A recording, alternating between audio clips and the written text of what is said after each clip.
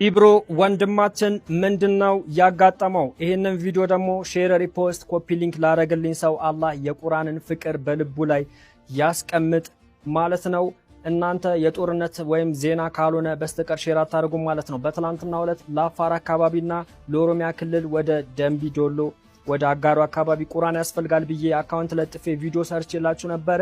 ነገር ግን ቫይራል ስላልወጣ የታሰበው ያክል መሰብሰብ አልቻልንምና የአንድ ቁርአን ዋጋ 400 ብር ነው የሚያስፈልገው። ቁርአን ከ800 በላይ ሲሆን ወደ 300 ትላንት ተሸፍኗልና ሁላችሁም ሰደቀተል ጃሪያ ነው ተሳተፉ ማለት ነው። ኢብሮ ምን እንዳጋጠመው እነግራችኋለሁ ማለት ነው። በደንብ ሼር ይደረግ። ኢብሮን ሁላችሁም ታውቁታላችሁ። በንጽጽሩ ዓለም እጅግ የተከበረ እጅግ ትልቅ ጥረት የሚያደርግ ወጣት ወንድማችን ነው። እስልምናን ባለው እውቀት የሚያገለግል አመለሸጋ ጀግና የኢስላም ልጅ ነውና እጅግ ትልቅ እድል ተሰጥቶታል። እሱም ምንድነው በዚህ 15 ቀን ውስጥ ማለት ነው ፎሎሩ 1 ሚሊዮን የሚገባ ከሆነ 500 ሺህ ብር እንደሚሰጠው ተነግሮታል። ታዲያ የምታውቁት የምትወዱት የምታከብሩት ነገር ግን ፎሎ ያላረጋችሁት የኔም ፎሎርም ካላችሁ ከታች ሜንሽን አረግላችኋለሁ። ሁላችሁ ፎሎ እንድታደርጉትና ቻሌንጁንም እንድትቀላቀሉ ጥሬን አስተላልፋለሁ። ኢንሻአላህ ሙስሊሞች እኛ የምንታወቀው በመተባበር ነውና ተባብረን 1 ሚሊዮን እናስገባዋለን። ኢምራንም ከዚህ በፊት 1 ሚሊዮን ይግባና የአይፎን ሽልማት ይሰጠዋል ተብሎ ነበረ። የአይፎን በትላንትናው ዕለት እንደተሰጠው ሰምተናል። ይህም ደስ ብሎናል። ኢብሮም ኢንሻአላህ እንደሚሸለም እርግጠኛ ነኝ። በደንብ ሼር፣ ኮፒ ሊንክ፣ ሪፖስት እያደረጋችሁ በደንብ አዳርሱ። ዘመቻውን ተቀላቀሉ። ከታች ሜንሽን ያደረኩትን አካውንት ፎሎ አድርጉ። በደንብ ሼር ይደረግ። ገንዘብ እንስጥሽ፣ ሱቅ እንክፈትልሽ፣ ኮምፒውተር ቤት ካፈለግሽ ወደ ካናዳም ልውሰድሽ የሚሉኝ ሰዎች አሉ። ምናልባት በእንደዚህ አይነት ጥቅማ ጥቅም ነው ወይ አንተ ከቤትህ እምነትህ ልትንሸራተት የቻልከው? ስፔሻሊ ደግሞ ዲያቆን ነህ አንተ፣ ብዙ ምስጢራትን ያየነህ እና ከዚህ ምስጢራት ሊያወጣህ የቻለው በምን ብትወሰድ ነው የሚለው ነው የኔ ጥያቄ። ከቻልክ መልስልኝ፣ ካልቻልክ ዋጠው እልሃለሁ። ምክንያቱም እኔም እየደረሰብኝ ስለሆነ ነው። ቀድቼ የሚያስቀመጡት ክሁት አለ፣ ላሰማችሁ እችላለሁ። ሰዎችን በዚህ በተለያየ አጋጣሚ አገባሻለሁ። እንግዲህ አሁን ይሄ ኒካ ምናምን የሚባል እኔ አላቅም። ሻአዳ ነው ያለ፣ ሻአዳ ላሲዝሽ ብለዋል። እንዲህ ነገሮች ያደርጋሉና ምናልባት በእንደዚህ አይነት ነገር ተወስደህ ነው ወይስ ምንድን ነው የሚለው ነው የኔ ጥያቄ። እኔ 3 ነገሮችን ብቻ እንትን ላለው አሁንም ድረስ ቢግ ሪስፔክት አለኝ ለቤተክርስቲያናቷ። ምክንያቱም አንድ ክርስቲያን ሊሳሳት ይችላል፣ ቤተክርስቲያናቷ ትሳሳታለች ብዬ አላምንም። እኔ በራሴ በግሌ አንድ ሙስሊም ሊሳሳት ይችላል፣ ኢስላም ግን ይሳሳታል ብዬ አላስብም ማለት ነው። ከዛ አንጻር እኔ አንደኛ ያጣሁበት ነገር ምንድነው፣ አንደኛ ከክርስትና ሊያስወጣኝ የቻለበት ምክንያት ምንድነው፣ የጥቅማ ጥቅሙን ታየውና ሲምፕሊ የሰው ልጆች ነው ብዙ ጊዜ ስለሚሉ ማለት ነው። አንደኛ ቅጥረኛ ነው ይሉኛል። እንትን ሙስሊም ሆነ ሙስሊሞች አስተምረው ቀጥረው ነው ቤተክርስቲያኗን አታክ እንድታደርግ የሚሉኝም አሉ። በተመሳሳይ መልኩ አረ በፍጹም እሱ አይደለም በጥቅም ባጃጅ ተገዝቶለት ነው ሄደውም ያሉኝ አሉ። ቤት ተገዝቶለትንም ነው ሄደውም አሉኝ።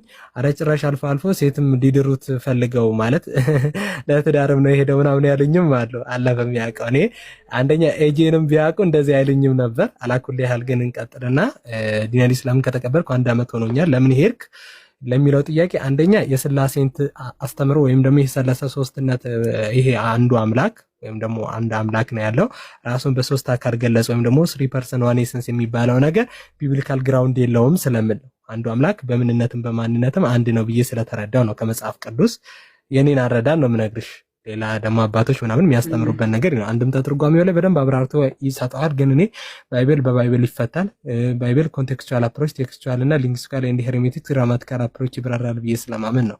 ሁለተኛ ነገር ነገረ ስጋዊ ላይ ያለው ነገር ነው ራሱ ማለት ነው። ክርስቶስ ላይ ለልዩ ፍጡር ለልዩ ፈጣሪ፣ እሱ ፍጡር ነው እሱ ፈጣሪ ነው ራሱ ማለት ነው። ራሱ እንደዚህ እያለ ይናገር። ተፈጥረ ጠበብ ወይ በጊዜ ነው ኢየሱስ ክርስቶስ እያለም ጥፈር ተፈጠረች አለ እሱም ኢየሱስ ክርስቶስ ነው እያለ የሚናገረው ነገር ነው። ኢየሱስ ክርስቶስ አንድም ቦታ ላይ አምላክ ነኝ ብሎ ስላልተናገረ፣ በተመሳሳይ መልኩ አምላክነቱንም በመጽሐፍ ቅዱስ ስላላገኘሁት እኔ እስካነበብኩበት ድረስ አንድም ቦታ ላይ ከዘፍጥረት እስከ ዮሐንስ ራእይ እስከ መጨረሻ እስከ 22 ድረስ ያለው ላይ እንደዚህ ያሉት ነገሮች ናቸው። ሶስተኛው ነገር ላይ ገድላትና ድርሳናትን ስለማልቀበል ቤዚክ ነገሮቹ እነዚህ ናቸው።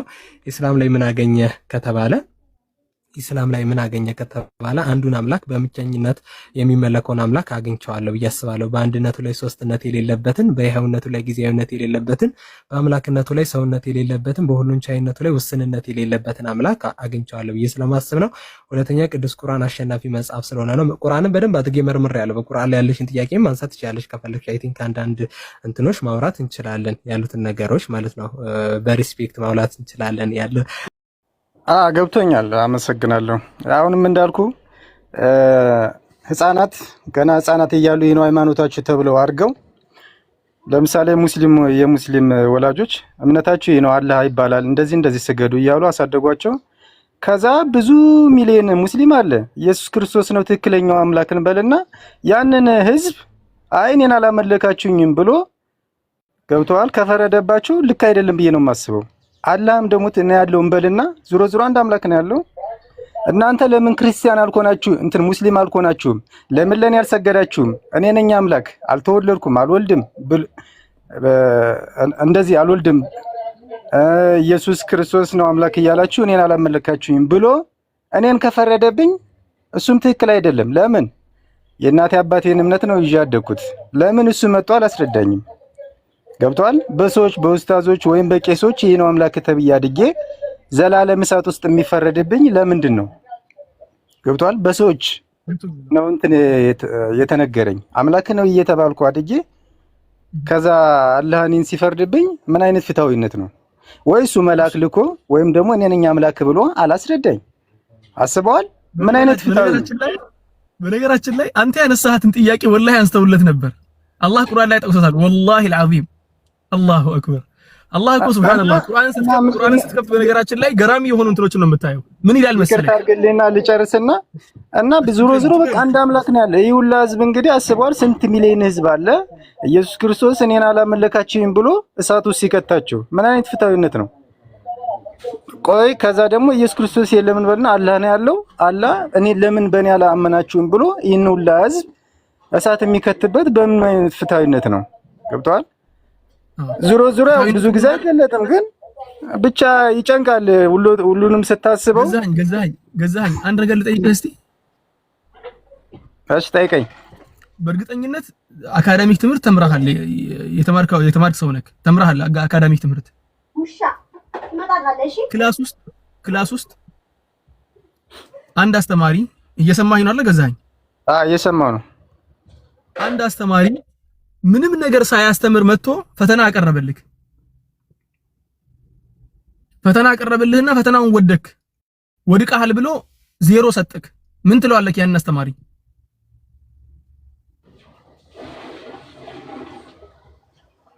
ይደገምስ ጥያቄ። የሆነ አስተማሪ መጣና ምንም ነገር ሳያስተምር ክላስ ገብቶ አያችሁና ዛሬ ፈተና አለ አለክ። የመጀመሪያ ቀን እኮ ነው ምንም ሳያስተምር። እሺ ፈተና ሰጣችሁና ፈተናውን ስትፈተኑ ወደክ ፈተናው ላይ። ያ አስተማሪ ፍትሃዊ ነው ፍትሃዊ አይደለም? ፍትሃዊ አይደለም። አንድ አስተማሪ ደግሞ መጣና በደንብ አድርጎ አስተማራችሁ ረጅም ጊዜ ማለት ነው። ካስተማራችሁ በኋላ ፈተና ፈተነክ፣ ፈተናው ላይ ወደክ። አስተማሪ ፍትሃዊ ነበር ፍትሃዊ አልነበረም? ፍትሃዊ ነው። ሁለተኛው እንዴት ፍትሃዊ ሊሆን ቻለ? ያ መጥቶ አስተምሮኛል። መጽሐፉን የጻፈው እሱ ነበር እንዴ? እሱ አልጻፈውም፣ ግን አስረድቶኛል። የትምህርት ሚኒስቴር ኃላፊ ብርሃኑ ነጋ ነበር መጥቶ ያስተማርክ? አይደለም።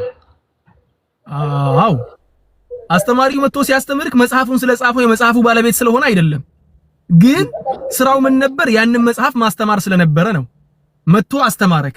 ካስተማረህ በኋላ ፈተና ተፈተንክ። ያንን ፈተና ማለፍህ ያንተ ልፋት ይወስነዋል። ያው ከፈጣሪ ተሰጠው በኋላ ያንተ ልፋት ይወስነዋል።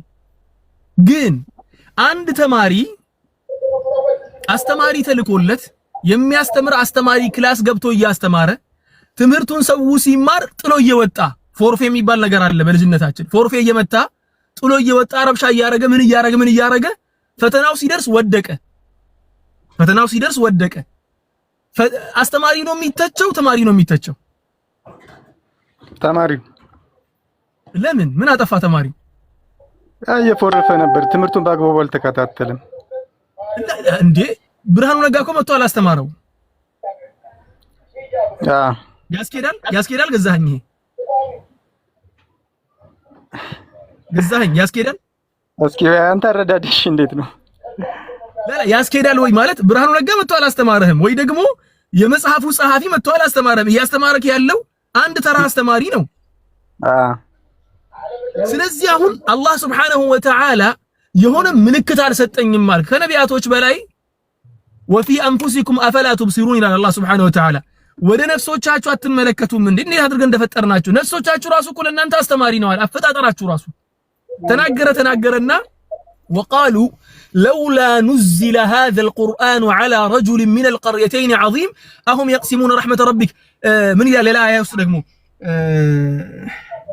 ولو أنزلنا ملكا لقضي الأمر من دنو ميلو ولو أنزلنا ملكا لقضي الأمر إلى الله لمن دنو ملأكوتشن ما يلكو قدم يتيكون تياكي والله أنني أنا السا والله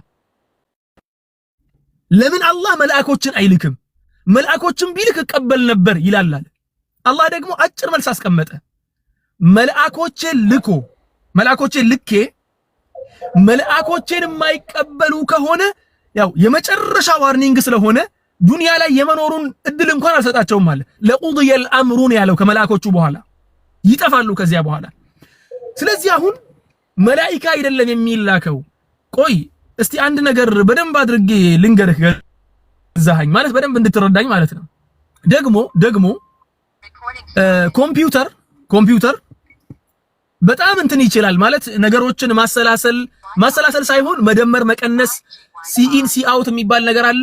ጥሩ ሲኢን ከሰጠኸው ኢንፑት የሚባል ነገር ከሰጠኸው ጥሩ አውትፑት ይሰጥሃል። ትክክለኛ አውትፑት ነው የሚሰጥህ። ለዚያ ነው ኮምፒውተር አይሳሳትም የሚባለው። የምታስገባው ነገር ነው እንጂ የሚሳሳተው። ያንን ኮምፒውተር ሰውን አስረዳ ብለህ ብትለቀው አሁን ላይ አርቲፊሻል ኢንተለጀንስ መጣ እንጂ አስረዳ ብለህ ሰው ፊት ብታስቀምጥና የሆነ እንደ ሰው የሰው ፊሊንግ ያለው ሰውን መረዳት የሚችል እንደ ሰው የሚያስብ ፍጡርን መልአክ አንድ አይደለም። ነብይን ሲልክ ያ ነብይ እንደ መልአክ አይደለም። መልአክ ፍላጎት የለው። መልአክ የሴት ፍላጎት የለው፣ የምግብ ፍላጎት የለው፣ የምን ፍላጎት የለው።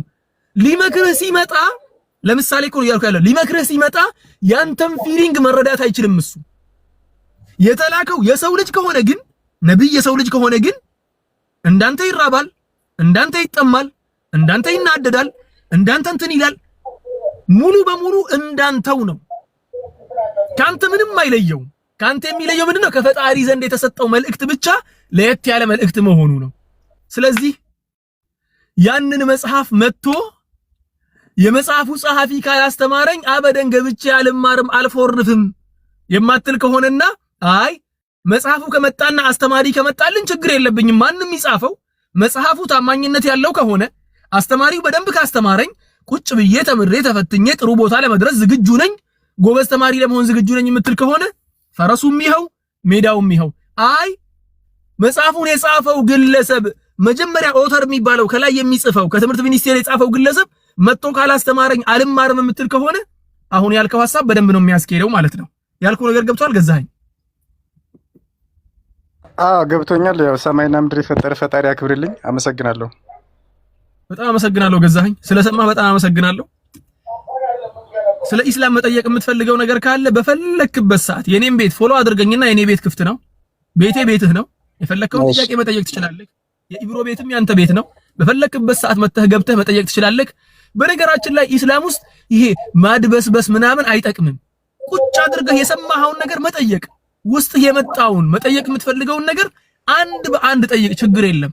አንድ በአንድ መልሱን እነግርሃለን። የምናውቀውን ነገር የማናውቀውን ነገር ደግሞ አናውቅም ብለን አዋቂዎችን ዕውቀት ያላቸውን ዑለማዎችን አላህ ዕውቀት የሰጣቸውን ሰዎችን እንጠይቃለን ማለት ነው። ያ ነው። እናመሰግናለን ገዛኸኝ። እሺ አመሰግናለሁ። ለአንድ መልእክት ምንድነው እንደዚህ በፍቅር ሁሉንም ነገር አለ አይደል ብታስተምሩ። መበሻሸቅ ጥሩ አይደለም አለ አይደል? አትበሻሸቁ። እንደዚህ በፍቅር ምናምን ነገር አስረዱ። እናመሰግናለን። አንድ ነገር ልንገርህ ገዛኸኝ። አንደኛ ነገር አንተ በጣም ጨዋ ሰው ነህ። በጣም ጨዋ ሰው ነህ። አመሰግናለሁ። ወላሂ የምሬን ነው። በጣም ጨዋ ሰው ነህ። እንዳንተ ያሉ ወንድሞች ደግሞ ያስቸግራሉ። ለምን ነው የሚያስቸግሩት? በል ሰውን ሁሉ እንደራሳቸው አድርገው ነው የሚያስቡት። አንተ አሁን መልካም ሰው ስለሆንክ ለመማር ስለመጣ በቅንነት ስለመጣ በቅንነት ጠየቅከኝ። ከጥያቄ መነሻ ቅንነትን ስላየሁብክ ወደ ቤት አልገባም አልኩህ አይደል? ወደ ቤት አልገባም ቁጭ ብዬ እናገራለሁ አልኩኝ። ምክንያቱም በጣም ተመቸኸኝ። አንተ አነጋገር ለመረዳት የመጣ ሰው ነው እንጂ ለመሰዳደብ ለመበሻሸቅ የመጣ ሰው አይደለም። ቅድም የነበረው ልጅ ደግሞ ለመበሻሸቅ ነው የገባው። ልክ ገብቶ 3 ቃል እንደተናገረ አወረደው። خلاص ዝጋ ብለን ዘጋም ማለት ነው። ንግግሩን አያስፈልግም ብለን ሁሉም ሰው እንዳመጣጡ ካልሸኘኸው አንዳንድ ሰው ባለጌ ይሆንና አንተንም ባለጌ ሊያደርግ ይፈልጋል። እኛ ደግሞ ባለጌ መሆን አንፈልግም፣ መስደብ አንፈልግም፣ አላስፈላጊ ነገር ውስጥ መግባት አንፈልግም። ነገሩ ሌላ መስመር እየያዘ መምጣቱን ካየን ወዲያው ማውጣት ነው የሚመቸን። ትክክለኛ መንገድ አድርገን የምናስበው እንዳንተ ያሉ ወንድሞች ከመጡ ስርዓት ያላቸው ሰዎች ምንም ችግር የለብንም። የፈለገውን ሰዓት ያክል ቁጭ ብለን ለማውራት ለመጫወት ሐሳብ ለመለዋወጥ ዝግጁ ነን እልሃለሁ። እናመሰግናለን። እሺ በድጋሚ አመሰግናለሁ። ዛሬ ደግሞ ታች ያላችሁ ወንድሞቼና እህቶቼ መድረኩን እንዳለ ተቆጣጣርኩባችሁ። ረጅም ሰዓት ፈጀሁባችሁ። በጣም አወራሁ ለፈለፍኩኝ። ዛሬ ይቅርታ አድርጉልኝ። ድምጼ ራሱ እንደደበራችሁ ይገባኛል። ለራሴም ደብሮኛል እንኳን እናንተም ማለት ነው። ዛሬ ወላሂ በጣም ደክሞኛል። ኧረ ለአላህ ብለህ እንዴት ቀልዳለህ እንዴ ኡስታዝ? አላህ ይወደድልኝ ብያለሁ። ሁላችሁንም አላህ ይጠብቃችሁ። አህባቢ ሰላም ሁኑልኝ። ሰላም አለይኩም ወራህመቱላሂ ወበረካቱሁ። ወአለይኩም ሰላም ወራህመቱላሂ ወበረካቱሁ። ኢብሮ ትቀጣለህ። የዛሬዋን ሰዓቱ በጣም ሄዷል። 9 ሰዓት ከ40 ነው። እንቅልፍ ራሱ በተኛው 9 ሰዓት ላይ ነበር። 9 ሰዓት የትኛው 9 ሰዓት? 3 ሰዓት ከምሽቱ 9 ሰዓት ነው። 3 ሰዓት ወላኪን መግሪብ የሚደርሰው 12 ሰዓት ነው በሀገራችን አቆጣጠር። በኢትዮጵያ አቆጣጠር 12 ሰዓት ላይ መግሪብ አይደለም ኢሻ የምንሰግደው 12 ሰዓት ከ50 ነው። 12 ሰዓት 6 ሰዓት ማታ? ላ 12 ሰዓት ከ50 ቅድም ያለፈው ማለት ነው። ኦኬ ኢሻ ነው። ኢሻ የሚሰገደው 12 ከ50 ነው። መግሪብ ደግሞ 11 ሰዓት ከሩብ ነው ምናምን ነው የሚሰገደው። 11 ሰዓት ከሩብ ይሁን ከ30 ይሁን ወደዚያ አካባቢ የሚሰገደው። ይገርማል። ሱብሃንአላህ። የሚገርምህ ነገር ይቀለበስና ይሄው ራሱ ይቀለበስ መፍትሄ ሰለማይሆን አንድ እናወራው። ያው ከአንድ መጽሐፍ ከዛ በፊት አንድ መጽሐፍ ከዛ በፊት የመሰከረለት ከሌለ ያንን ሃይማኖት ሐሰተኛ ያደርገዋል ነው ያልከው ወገናችን። አይ መጽሐፍም አይኑር ሰው ዝም ብሎ ሰው ኮት የምናደርገው አንድ ሰው ከነብዩ መሐመድ በፊት እንደ አላህን እኮ ከነብዩ መሐመድ ውጭ እኮ አናገኘውም። እሺ ቆይ ከነብዩ መሐመድ ውጭ አላህ ማግኘት አይቻልም። ሰው አንድ ጊዜ ሰው ከባይብል ውጪ አብርሃም የመሰከረበትን አሁን ለምሳሌ አብርሃም ሰብኳን ተብሎ ይታመናል በባይብል እና አብርሃም ያህዌ እንደሰበከ እስኪ ማስረጃ ስጠኝ። እኔን ጠይቂኛለሽ ካንቺ መልስ እየጠየኩኝ እኮ ስለዚህ ሃይማኖት ስህተት ነው ማለት ነው ባንተ። እኔ ስለራሴ አላውቅም። በቃ ያንቺን አስተምር፣ የኔን አልተዘጋጀውም። ያንቺን ግን ከነብያችን እሺ በቃ ሚታርግናል መልስልክ አንዴ ሚታርግናል መልስልክ ጥያቄ ከሆነ እኔ ዛሬ ደስተኛ ነኝ። ሚታርግናል መልስልክ። እሺ ኢየሱስ እንደሰበከ ነው ማስረጃ መስጠት ባይዘው። ይሄ አሁን አንድ እንትን ቆይ ሚትን እንዳታነሳሽ አደረህ። አላነሳም። ከስር ያላችሁ 754 ሰዎች አላችሁና ምንድነው ያለው ቅድም አንድ ሃይማኖት ወይም አንድ ሃይማኖት ማመሳከሪያ ከዛ በፊት እንትን መጽሐፍ ከሌለ ወይም ከዛ በፊት ሰው ከሌለ የመሰከረለት ነገር ከሌለ ምን የለም ያ ሃይማኖት ትክክል አይደለም ብሎ ነው የተናገረው ወገናችን። እና እስኪ ስለ አብርሃም የሰበከ ከባይብል ውጭ ስጠኝ ስለው አላቅም ማለት ምክንያቱም ምንም አይነት ማስረጃ ስለሌለ ገብቷችኋና ወይም ደግሞ ከሙሴ መጽሐፍ በፊት አንድ መጽሐፍ የለም የሚታወቅ ማለት ነው። አንድ መጽሐፍ የለም። ለምሳሌ እግዚአብሔር ስለነ ኑህ ተናግሯል፣ ስለነ አዳም ተናግሯል፣ ስለነ ይስሐቅ፣ ስለነ ያዕቆብ በጣም ብዙ እንትኖችን ተናግሯል። ያኔ ታሪኮችን እንደዚሁም ደግሞ እነሱ እግዚአብሔርን እንደሰበኩ እግዚአብሔርን ሲያመልኩ እንደነበሩ ተናግሯል። ግን ምንም አይነት ማስረጃ የለም ከሙሴ መጽሐፍ ውጪ ማለት ነው። ማለትም ከሙሴ በኋላ የመጡ መጽሐፍቶች ናቸው እንጂ ከዛ በፊት የነበረ አንድ ማስረጃ የለም። ያ ማለት እንግዲህ እነዚህ ሁሉ ማስረጃዎች ስህተት ናቸው ማለት ነው። አሁን ከዛ በፊት የነበሩት በአጠቃላይ ውሸት ናቸው ማለት ነው። እና አብርሃም እና ይስሐቅ እና ያዕቆብ እንደዚሁም እነ ኑህና እና አዳም በአጠቃላይ ምንድናቸው? ውሸት ናቸው በዚህ ሰውዬ ስታንዳርድ መሰረት ማለት ነው። ወደኛ ስንመጣ እኛ በመጀመሪያ ደረጃ የእናንተ የያዛችሁት መጽሐፍ የኛም መጽሐፍ እናንተ ማለትም የመጀመሪያ ተውራትና ኢንጂል የሙስሊሞች መጽሐፍ እንጂ የክርስቲያኖችም ሆነ የአይሁዶች መጽሐፍ አይደለም። ተውራትና ኢንጂል ላይ ወስዳችሁ አንድ ጊዜ የሚታርግና አዳምጠኝ እንጂ መልስ እኮ ነው የምትፈልገው። አንዴ ቆይ። ተውራትም ሆነ ኢንጂል ዘቡርም ሆነ የትኛውም መጽሐፍ የሙስሊሞች መጽሐፍ እንጂ የእናንተ መጽሐፍ አይደለም። አንዴ ልጨርስ ፕሊስ። ሙስሊም ከቁርአን ውጭ መጽሐፍ አለው እንዴ? አንድ ጊዜ ወይ ከስር ሆነ ታዳምጥ። ሚት ካነሳ ከስር ሆነ ታዳምጣለሽ። ሚት እንዳታነሳ አለሽ። እኔ መልስ ፈልጋለሁ። በቃ ማዳመጥ ካልቻልክ ከስር ሆነ አዳምጥ። እሺ ከስር ሆነ አዳምጥና ከዛ በኋላ ማዳመጥ ስትጀምር ከላይ እናወጣለን። እና ምንድነው መሰላችሁ አሁን ተውራትም ሆነ ኢንጂል ዘቡርም ሆነ የትኛውም መጽሐፍ በመጀመሪያ የነበሩት የነቢያት መጽሐፍ የሰበኩትም እስልምናን ነው። እንደዚሁም ደግሞ አንደኛ የሰበኩት እስልምና ነው፣ የሰበኩት አላህ Subhanahu Wa Ta'ala ነው። መጽሐፉም የሙስሊሞች እንጂ የይሁዶችና የክርስቲያኖች መጽሐፍ በፍጹም አይደለም። ታዲያ ምንድነው የተከሰተው ሲባል አይሁዶችና ክርስቲያኖች ከሙስሊሞች መጽሐፍ ወስደው ታሪክን ጽፈዋል። ለምሳሌ ተውራት ብለው አሁን እነሱ የያዙት መጽሐፍ ታሪክ ነው። ሙሴና እግዚአብሔር እንደዚህ አሉ፣ በዚህ ወረዱ፣ በዛ መጡ የሚል ታሪክ ነው የተጻፈው። እንደዚሁም ኢንጂል ተብሎ ወይም የኢየሱስ ክርስቶስ ወንጌል ተብሎ የተጻፈውም የኢየሱስ ክርስቶስን ንግግር የኛ የሙስሊሞችን የወንድማችንን የነቢያችንን ጽሑፍ አምጥተው ምን አደረጉ? የራሳቸውን አስተሳሰብ ጨምረው ታሪክን አዘጋጁ። ግልጽ ነው። ታሪክን አዘጋጁ። እንዴት ነው ታሪክ የተዘጋጁ ሲባል ለምሳሌ ማርቆስ፣ ሉቃስ፣ ዮሐንስና ማቴዎስ የተጻፉት ምንድናቸው? ታሪኮች ናቸው። ራሳቸው እንደሚናገሩት አሁን ሉቃስ ወንጌል ላይ መጀመሪያ ስትመለከቱ ብዙዎች ታሪክን ሊያዘጋጁ ስለሞከሩ እኔም ላዘጋጅልህ መልካም ሆኖ ታየኝ ብሎ ታሪክን ያዘጋጁ ሰው የሙስሊሞችን መጽሐፍ ወስደው ታሪክን ያዘጋጁት እንጂ የክርስቲያኖችም ሆነ የአይሁዶች ከአምላክ የመጣ ምንም አይነት መጽሐፍ የላቸው። ይሄንን በመጀመሪያ ማወቅ አለባችሁ።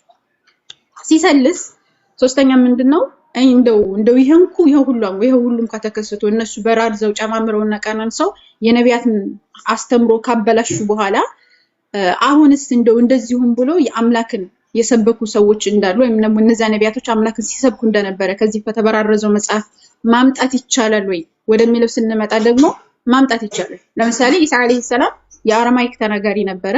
እንደገና ደግሞ ሙሴ ሲናገርበት የነበረው የመጀመሪያው ቋንቋ ኢብራይስጥ ቢሆንም መጀመሪያ የተጻፈበት የሂብሩ ቋንቋ አላህ የሚለውን ነበረ ኤሎሄ ብለው የቀየሩት። ኤሎሄ ብለው የሚቀይሩት መጀመሪያ ሄ የሚለውን ደግሞ ሀ ነበረ ነበረ። ከዛ በኋላ የሚለውን የሚለውን በአጠቃላይ ኤሎሄ የሚለውን አላህ የሚለውን ወደ ኤሎሄ ቀይረውት ነው እንጂ አላህ ነበረ መጀመሪያ ማለት ነው። ስለዚህ ሙሴ የሰበከው መጀመሪያ ምንድነው? ሱረቱ ጣሃ ላይ እንደተናገረው አላህ Subhanahu Wa Ta'ala አምላክን አላህ ብሎ ነው የሰበከው። አላህም ያስተዋወቀው አላህ ብሎ ነው። አላህ ብሎ ነው የሰበከው መጀመሪያ። ቋንቋውን ወደ መሰረታዊ ቋንቋዎች እንዳንሄድ ደግሞ መሰረታዊ ቋንቋውን እንዳለ ጥፍጥፉን ድምጥማጡን አጥተውታል ማለት ነው። ድምጥማጡን ሰላቀት ድምጥ ከዛ ማግኘት አንችል። ከዛ ማግኘት አንድ ጊዜ ልጨርስና ድምጥማጡን አጥፍተውታል። ገብቷችኋል? የመጀመሪያው ቋንቋ ስለሌለ አሁን ለምሳሌ ሙሴ የተናገረበት የመጀመሪያው ቋንቋ የለም አሁን ላይ። ገብቷችኋል? ፋሊዮ ኢብራይስጥ የሚባል ነበረ መጀመሪያ የነበረው አሁን ላይ የለም። ስለሌለ ሙሴ አምላክን የሰበከው ማን ብሎ ነው የሚለውን ነገር የመጀመሪያውን ቋንቋ ማምጣት አለብን። ያንን ነገር ትክክል ነው ወይስ ትክክል አይደለም የሚለውን ነገር ለመናገር ማለት ነው። ገብቷችኋል? ነገር ግን ያ ትክክለኛ አላህ ብሎ እንደሰበከ ግን እውነቱን ከውሸት የሚለየው ቁርአን መጥቶ ግን ትክክለኛውን አስተምሮ ነግሮናል። ኢሳ አለይሂ ሰላም የሰበከው በኢብራይስጥ ነው። እነሱ ያሉት ወንጌላት ደግሞ የተጻፉት በማን ነው ከተባለ በግሪክ ኮይኒ ቋንቋ ነው። ኢየሱስ ክርስቶስ ደግሞ የግሪክ ተናጋሪ አልነበረም፣ የኢብራይስጥ ተናጋሪ ነው፣ የአረማይክ ተናጋሪ ነው። ስለዚህ በአረማይክ ቋንቋ የአምላክ ስም ማን ነው ብላችሁ ትጠይቁ አላህ የሚል ስያሜ ነው የምታመጡት። ስለዚህ በአረማይክ ቋንቋ የአምላክ ስም ማን ነው? አላህ ከሆነ ኢሳ አለይሂ ሰላም ወይም ኢየሱስ ክርስቶስ ሲያመልክ የነበረው ወይም ሲገዛ የነበረው ሲሰብክ የነበረው አላህን እንጂ እግዚአብሔርን ወይም ያህዌ የሚለውን ስያሜ በፍጹም አይደለም። ይሄንን ደግሞ እያንዳንዱ ነገር በማስረጃ ማሳየት እንችላለን። ይሄ ነው። ጨርሻለሁ። ሐሳብህን ቀጥል ወገናችን አብይ። እኮ አሁን የጠየቀው ጥያቄ እኔ የጠየቁትን ነው እኮ አንቺ አሁን እንግዲህ ሁሱ ቢሆን የተሻለ ካንቺ የተሻለ ይመልስልናል ብዬ አስባለሁ። ኤኒዌይስ ግን አሁን ለምን አያግባባንም? ሐሳብ እኮ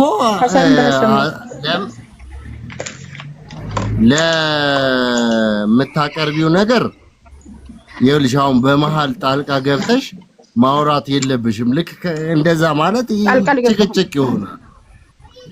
ይኸው ገባሽ እኮ ልክ እንደዚህ ይኸው እንደዚህ አይባል። በቃ ዝም ብለሽ መጨረሻ ላይ ሐሳባችንን እኛው ሚውት አድርገሽ ከዛ ያለውን ነገር ወነን ለመናገር ነው አሁን የጠየቅኩሽን ጥያቄ ራሱ እኔ ታስታውሻለሽ ብዬ አላስብም። ብቻ በጥቅሉ የምትመልሺው ከሆነ እንደው ግን ይመሳሰላል። አዎ ልክ እንደዚህ የሆነ መረጃን ማዕከል ያደረገ ማስረጃን ያንተን ያለ ነገር ብናደርገውና ንግግሩ ይሄ ያለ አይደለ እንቶ ፈንቶ እንዳይሆን አሁን አንቺ ዝም ብለሽ የመጣልሽን ነገር ብቻ ነው አንድም እንደዚህ ቦታ ላይ እንደዚህ ይላል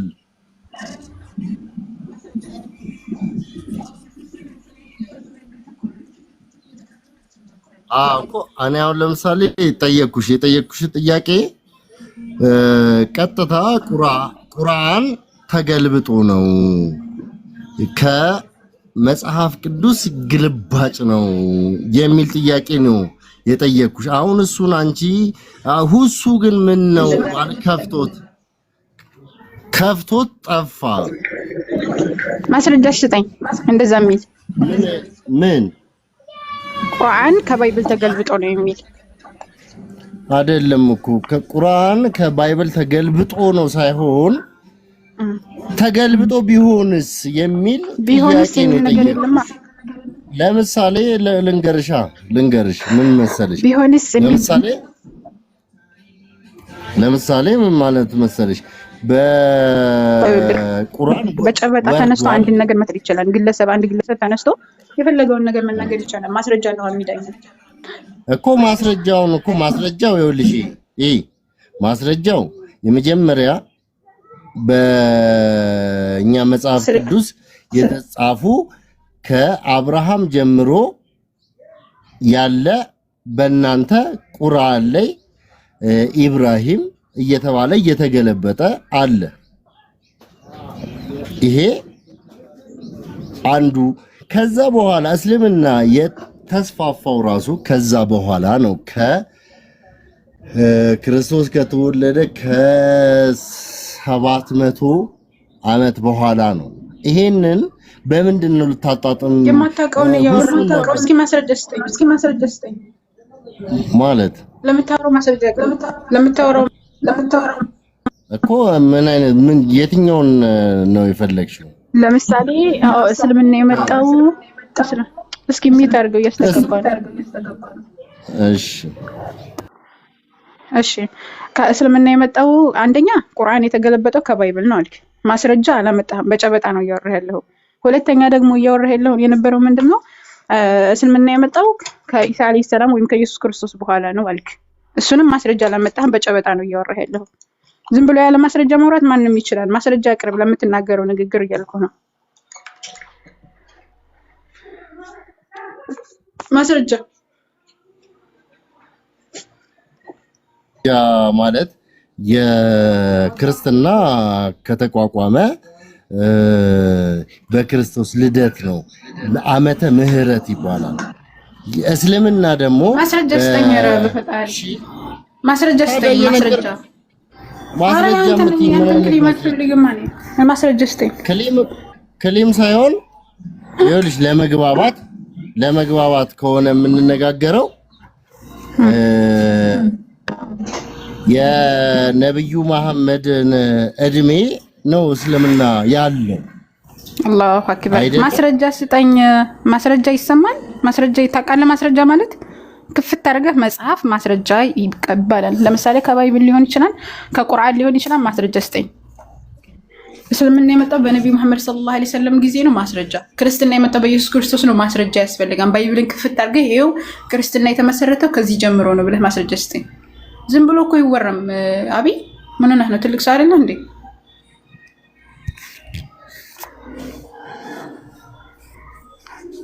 ሰላም አለይኩም ዛህራ። ወአለይኩም ሰላም ወራህመቱላሂ ወበረካቱ። ሁሴን እሺ፣ አባይ ጨዋ ልጅ ይመስለኛል። ያው የሰማውን ነው እየተናገረ ያለው። ማስረጃ መክፈት አይቻልም። ለዚህ ነገር ከባድ ነው እና ስለዚህ ያለውን ነገር አስረዱትና ወደ ቀጣዮቹ ሰዎች ይለፉ። እሺ ይኸውልህ አባይ ነው አብይ በጥቅሉ ስነግርህ ማለት ነው ክርስትና የሚባለው ነገር የተመሰረተው በኢየሱስ ክርስቶስ ጊዜ ነው የሚለው ነገር ይሄ የአካባቢ ሳይንስ ነው ምናምን ላይ የተማርነው ትምህርት ቤት የተማርነው መጽሐፍ ላይ የተማርነው እንጂ ባይብል ላይም ሆነ የትኛው መጽሐፍ ላይ የለም። ክርስትና የተመሰረተው በአንጾኪያ ለመጀመሪያ ጊዜ ክርስቲያን ተባለ። ኢየሱስ ክርስቶስ ካረገ ከ100 ዓመት በኋላ ነው የሆነ ግለሰብ ክርስትና የሚለውን ስያሜ የመሰረተው። ኢየሱስ ክርስቶስ ካረገ ከ100 ዓመት በኋላ ክርስትና ሐዋርያትም ሆነ ነቢያት እግዚአብሔርም አያውቁትም። ይህንን በማስረጃ ማሳየት እችላለሁ። እኔ አይ ማስረጃ አለኝ ካልክ አንተ ማምጣት ትችላለህ። ሲቀጥል ደግሞ ምንድነው እስልምና መቼ ነው የተመሰረተው ከተባለ እኛ ማስረጃችን ቁርአን ነው። እስልምና የተመሰረተው በአዳም አለይሂ ሰላም ጀምሮ የነበረ ነው። የመሰረተውም የዓለማቱ ጌታ አላህ Subhanahu Ta'ala ነው። ይህንን ደግሞ ማስረጃ አለው ነው ከተባለው ሱረቱ ሩም ላይ አምላካችን አላህ Subhanahu Ta'ala ፊትህን ለሃይማኖት ቀጥ አድርግ ብሎ የአላህን ፍጥረት መለወጥ የለም ብሎ የተፈጥሮ ሃይማኖት እስልምና መሆኑን እዛ ላይ ተናግሯል። እንደዚሁም ደግሞ ሱረቱል ማኢዳ ላይ አላህ ዘንድ የተወደደ ሃይማኖት ኢስላም እንደሆነ እስልምና አላህ Subhanahu Ta'ala የመሰረተው ሃይማኖት እንደሆነ ለሰው ልጆች መመሪያ የሆነ ሃይማኖት እንደሆነ አላህ Subhanahu Ta'ala ነግሮናል። እስልምና የነ አብርሃም የነ ይስሐቅ የነ ያዕቆብ የሁሉም ነቢያቶች በአጠቃላይ ሃይማኖት እንደሆነ አላህ Subhanahu Ta'ala ነግሮናል። ቁርአን የኛ የመጨረሻ መልእክት እንጂ ነብይ መሐመድ ሰለላሁ ዐለይሂ ወሰለም የመጨረሻ መልእክተኛ እንጂ የእስልምና መስራች አይደሉም። ግልጽ ነው። እኛም ነቢያቶቻችን የሚጀምሩት ከአዳም ነው። طيب ከአዳም ጀምሮ ነቢያቶቻችን ይጀምራሉ። አዳም ነብይ ነው። ከዛ በኋላ ኑህ እና አብርሃም እና ይስሐቅ እና ያዕቆብ በአጠቃላይ የኛ ነቢያቶች ናቸው ብለን ነው የምናምነው። የሰበኩትም እስልምናን ነው ብለን ነው የምናምነው። እነዚህ በአጠቃላይ ማለት ነው። ግን ከጊዜ በኋላ አይሁድና ክርስትና የሚባለው ሃይማኖት ሲመሰረት የሙስሊሞችን መጽሐፍ ወስደው የራሳቸውን ታሪክ አዘጋጅተዋል ብለን ነው እኛ የምናምነው ማለት ነው። ገብቷል? አዎ አሁን ልክ ነው። በቃ እንደዛ ከሆነ እኛ ከናንተ ነው ይኮረጅ ነው የሚለው ያስኬዳል። በቃ ምንም እኮ ማለት አይደለም። ይሄን ወዴት አንዴ ተረጋጋ። እንዴ የሰማን እኮ ነው። ቁጭ ብለን እዚህ ጋር ላይላችን ላይ ተዋሸልህ እንዴ? እኛ ከናንተ ነው ይኮረጅ ነው አላለችም። እናንተ ከኛ ነው የኮረጃችሁት ነው ያለችክ። በደንብ አድርጌ ላስተካክልክ። እናንተ ከኛ ነው የኮረጃችሁት ነው ያለችው። ቀጥል። ማይከን አንሳ እናወራ። ከታች ወርድ ሰና ነቀጥ ምን አልሽ? ከመንተፍ ታቆይ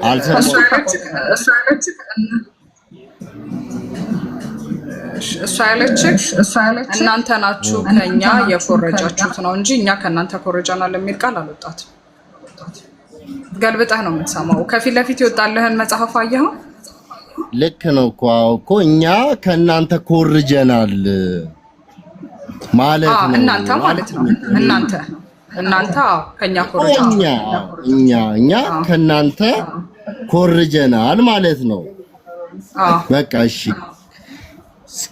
ስንኮርጅ ግን ያለውን ነገር አሁን አንዴ ለመግባባት አሁን እንግዲህ ከነ ድሮ መቼም ሁላችንም ተምረናል አይደለ?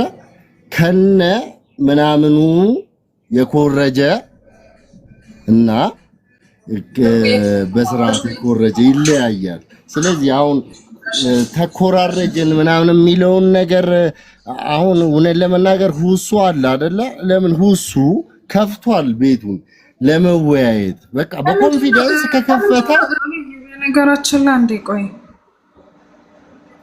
ስትሮማል ፋላሲ ይባላል እያወራክ ያለው ነገር። እሺ ላይክ የምትመጣው ጥያቄ ለመጠየቅ ከሆነ ዳይሬክትሊ ጥያቄህን ጠይቅ። አዘርዋይስ ግን ሁሱ ከፍቶ ነበረ፣ ሁሱ ቢኖር አሪፍ ነበረ ብላ ብላ ብላ ብላ የሚሉ ቃላቶች ግን አቁማቸው።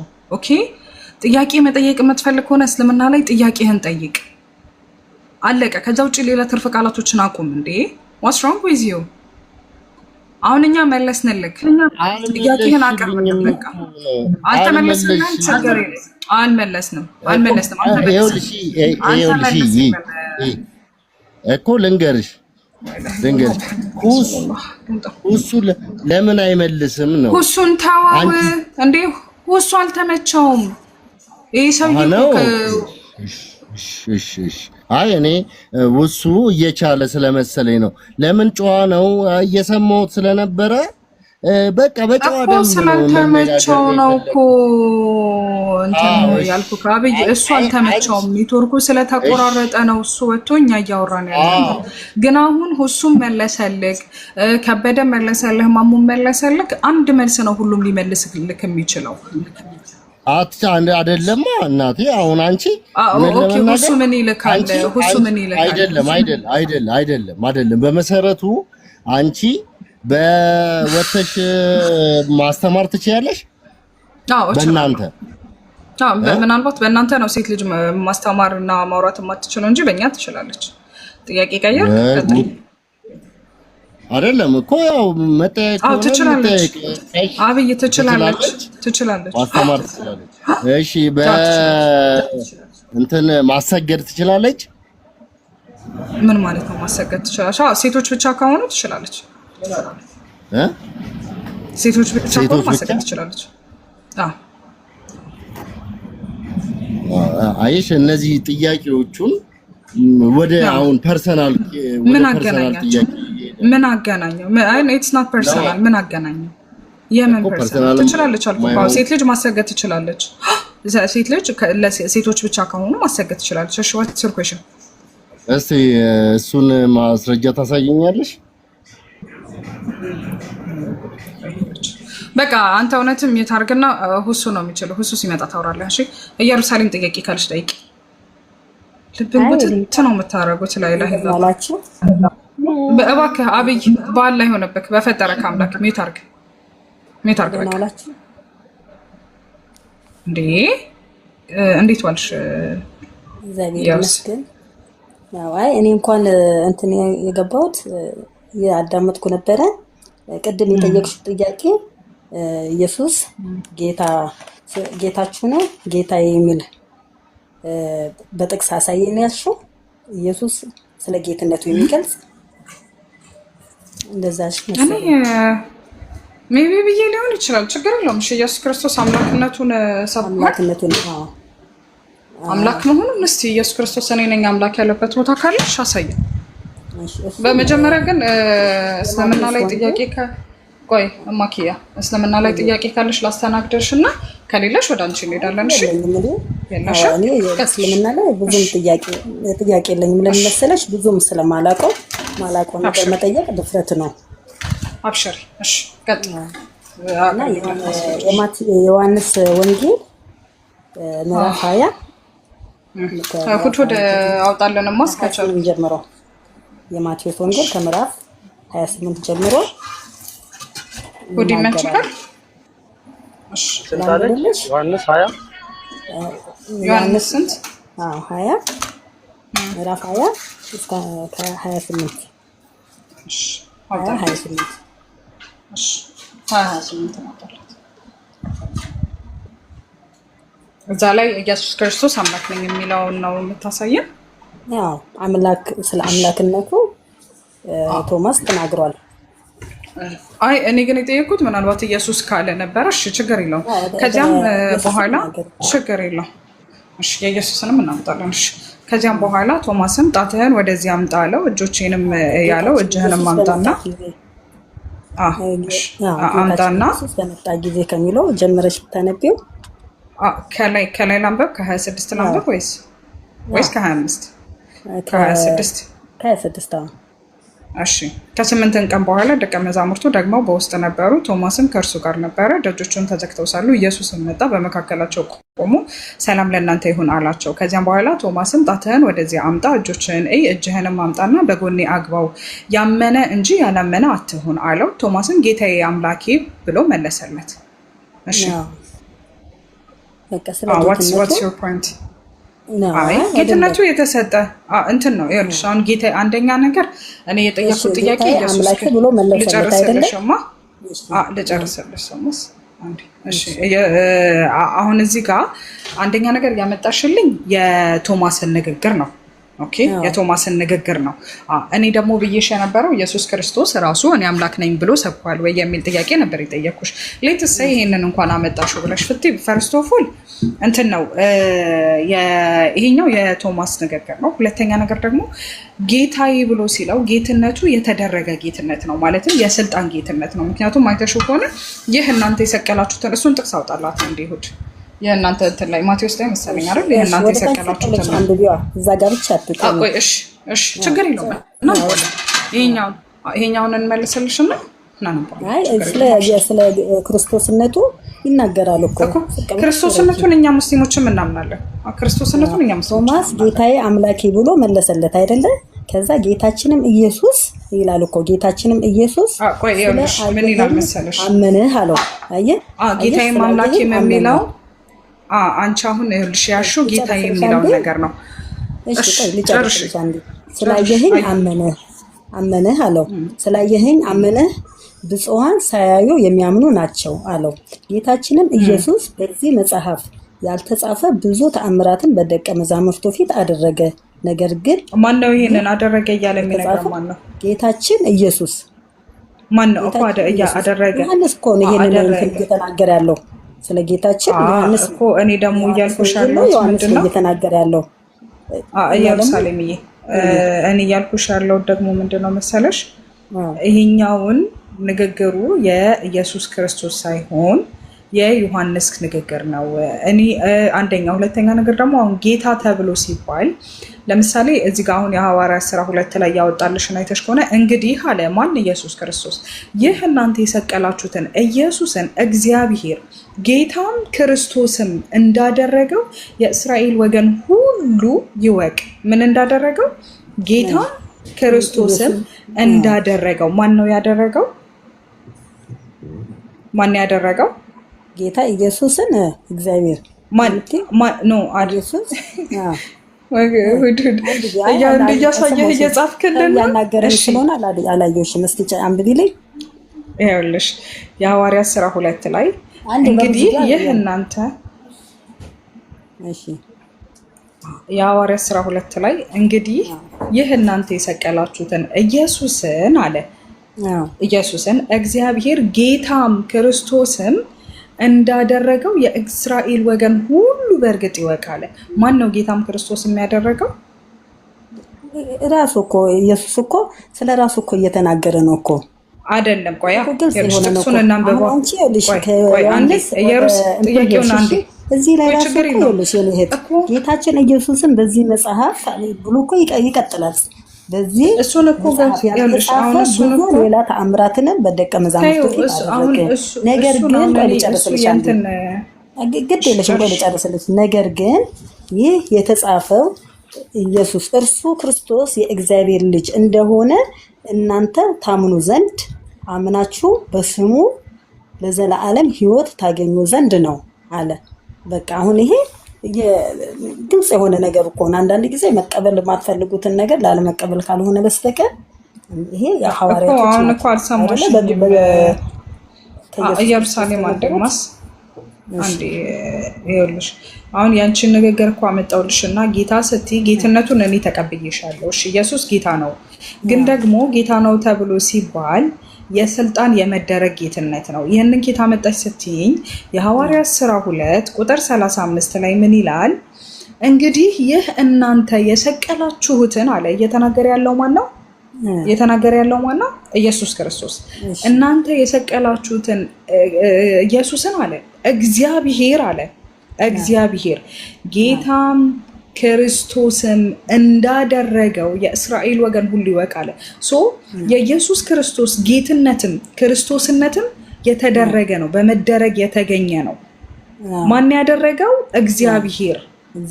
እግዚአብሔር ማለት እሺ ኢየሱስ ክርስቶስ ስለ የትኛው እግዚአብሔር? እግዚአብሔር አብ ነው ያደረገው። አባቱን ነው አይደለ? ስለ አባቱ ነው እየተረከ ያለው። እዛ ጋር እኮ ስጋ ለብሶ ስለመጣ እኮ ነው። አይልም እሺ ፍጹም ሰው ፍጹም አምላክ የሚለው ጥቅስ ባይብል ላይ ይኖረው ይሆን? ይኖራል። ያው ጥቅሱን ፈልጊና ወላሂ የለም ከሌሎች ጋር ወላሂ የለም ኢየሩሳሌም። እኔ ምዬ ነግርሻለሁ ወላሂ አልኩሽ። ግድ የለም እኔ ባይብልን አንብቤዋለሁ ወላሂ የለም። እሺ እሱ በእንትን ላይ ፈልጌ አውጣልሻለሁ። እስከዛ ግን እንቀጥል። ከዛ ተወያዩ እናንተ። እኔ አውጣልሻለሁ። እሺ እሺ ፍጹም ሰው ፍጹም አምላክ የሚለውን ጥቅስ ታመጭልናለሽ። አይ እሺ ትችያለሽ። ብሶተኛው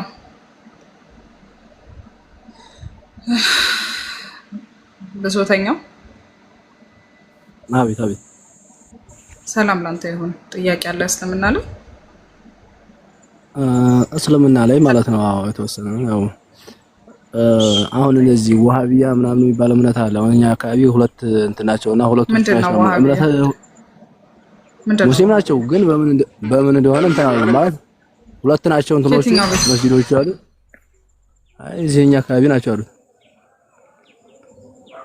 ግን ሁለታቸውም አንደኛዎቹ ልደት ያከብራሉ፣ አንደኛቸው ደግሞ እንትን አያከብሩም።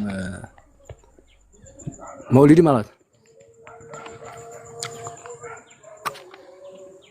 ይለያያን ሰምና ወይስ እንዴት ነው? ስልኬን ሰበርኩት ወደቀ። ከየትኛው ቤተ እምነት ነህ? ብሶተኛው እኔ ኦርቶዶክስ ነኝ። እሺ ምንድን ነው ወሃቢያ? ምንድን ነው? ሙስሊም መሰለኝ። ወሃቢያ አይ ወሃቢያ የሚባል ሙስሊም የለም። ወሃቢያ የሚባል እኛ ወሃቢያ የሚባል ነገር አናውቅም። ወሃቢያ ጭቃቢያ ምናምን እንጃ እኛ አናውቅም። ሁለቱም ሙስሊም ናቸው፣ ግን እዚህኛ አካባቢ ናቸው አሉ ሁለቶቹ መስጊዶች፣ ግን ሁለቶቹም ተቃራኒ ናቸው። አንደኛዎቹ መውሊድ ያከብራሉ፣ አንደኛዎቹ ደግሞ አያከብሩም። ጠይቃቸው እኛ አናውቅም። ስለዚህ እስልምና ላይ ጥያቄ አለ? አየ ነበር ማለት እነሱ ስለማይስማሙ እንዴት ነው ማለት እስልምና ይለያያል እንደሚለው ነው ጠይቅሽ ፈልጌ ነበረው። እስልምና ላይ ይሄድ አይ አንድ እስልምና ያለው እስልምና ላይ ስትመጣ ነው እስልምና ነው ያለው። እሺ መውሊድ ታከብራላችሁ አታከብሩሽ? አናከብሩ። አይ ትከለም ይሰማል እንዴ? አናከብሩ። ተሰማለ ዛሬ መውሊድ አታከብሩ? አናከብርም። አይሰማህም? አናከብርም። ማን ጋር ዛሩ ማይክ ጋር ወይ ለተወሪ እንትን ላወራ ፈልጌ ነበረ። እሺ አውሪ። እሺ አሁን ምንድነው መሰለህ ወገናችን፣ እስልምና አንድ እስልምና ነው። ጅስሜን እንደመለሰችልህ እስልምና አንድ ነው። እሺ የሚለያይ እስልምና የለም። እስልምና አንድ ነው። አላህ Subhanahu Wa Ta'ala የአላህ ዘንድ የተወደደ መለኮታዊ ሃይማኖት እስልምና ብቻ ነው ብሎ ይገልጻል። ነገር ግን ሰዎች የራሳቸው አመለካከትንና የስሜታቸውን በመከተል ከቁርአንና ከሐዲስ ውጭ ሲወጡ የራሳቸውን ስያሜ ይዘው ይወጣሉ። ወሃቢያ ምንትንያ የሚባል ነገር የለም። ነገር ግን ራሳቸው ሰዎች ይሄ እንደዚህ ነህ አንተ እንደዛ ነህ አንተ እያሉ በለቀብ የሚጠራሩበት ሁኔታ አለ። ለምሳሌ እናንተ ዘንድ አንተ ኦርቶዶክስ ነኝ ብለሃል ይመስለኛል። ኦርቶዶክስ ተዋህዶ ነህ ወገናችን? ኦርቶዶክስ ቅባት የሚባል ሃይማኖት እንዳለ ታውቃለህ? ብዙ አሉ እንደዛልከለሽ። ልክ እንደዛ ማለት ነው። ለምሳሌ ኦርቶዶክስ ቅባት፣ ኦርቶዶክስ ተዋህዶ፣ ኦርቶዶክስ ጸጋ ምናምን የሚባል አለ። ልክ እንደዛ ሰዎች የራሳቸውን ምልከታ ይዘው ሲወጡ፣ የራሳቸውን አመለካከት ይዘው ሲወጡ ቁርአን ስለተለያየ አይደለም። ቁርአን ስለተለያየ ሳይሆን የሰዎቹ አመለካከት ወይም የሰዎቹ ምልከታ ስለተለያየ ነው። እንደዛ ነው። አሁን እናንተ 81ን እየተከተሉ ራሱ የተለያዩ ምልከታ ያላቸው ሰዎች አሉ። ኦርቶዶክስ ጸጋ ተብለው ኦርቶዶክስ ቅባት ኦርቶዶክስ ውስጥ ሆነው ራሱ የተለያየ አመለካከት ያላቸው ሰዎች እንዳሉ ሁሉ እስልምና ውስጥ መመሪያችን አንድ ሆኖ ግን ደግሞ የራሳቸውን ስሜትና የራሳቸውን አመለካከት የሚከተሉ ሰዎች ሊኖሩ ይችላሉ። ግልጽ ነው። እነዛ ሰዎች የራሳቸውን ስያሜ ያዙ ማለት እስልምና ይለያያል ማለት በፍጹም አይደለም። ወሃቢያ የሚለውን ነገር እንዴት ነው ያመጡት ሲባል ወሃቢያ የሚባል በመሰረቱ የለም። ሰዎች ናቸው ለነዛ ትክክለኛውን አስተምሮ ወይም ትክክለኛውን ቁርአን ሐዲስ የሚከተሉትን ሰዎች ለመተቸት ያወጡት ስያሜ ነው። ትችት ነው። የሆነ ግለሰብ ነበረ መሐመድ ኢብኑ አብዱል ወሃብ ይባላል። ያ ግለሰብ ቁርአንና ሐዲስን እንደዚሁም የነቢያትን አስተምሮ ይሄ ነው ትክክል ብሎ ሲናገር፣ ቀብር ሲያመልኩ የነበሩ ሌሎችን አካላቶች ሲያመልኩ የነበሩትን አካላቶች ስህተት ነው ብሎ ሲሰባብርባቸውና ትክክል እንዳልሆኑ ሲሰብካቸው ወደሱ በማስጠጋት ወሃቢያ በሚል ትክክለኛ አስተምሮ የሚከተሉትን ሰዎች በትችት ተቿቸው። ስለዚህ እነዛ ተቿቸው ማለት ግን ምንድነው? እነዛ ሰዎች ተሳስተዋል ማለት አይደለም። የነሱ ትችት ትክክል ነው ማለት አይደለም። ታዲያ በምንድነው የምንመዝነው እስልምናን ከተባለ ቁርአን አለ፣ ሐዲስ አለ። ቁርአንና ሐዲስን ማንም ተነስቶ በፈለገው አረዳድ መረዳት አይችልም። በማን አረዳድ ነው የምንረዳው ከተባለ ሰለፎች የሚባል አለ በእስልምና። ሰለፎች እና ማን ናቸው ሲባል መጀመሪያ ነብዩ አሉ፣ ከዛ የነብዩ ባልደረቦች አሉ፣ ከዛ የነብዩ ባልደረቦችን የተከተሉ ታበዮች አሉ፣ ከዛ ታበዮች ደግሞ አትባዕ ታበይን የሚባላሉ። ሶስት ቁሩኖች ወይም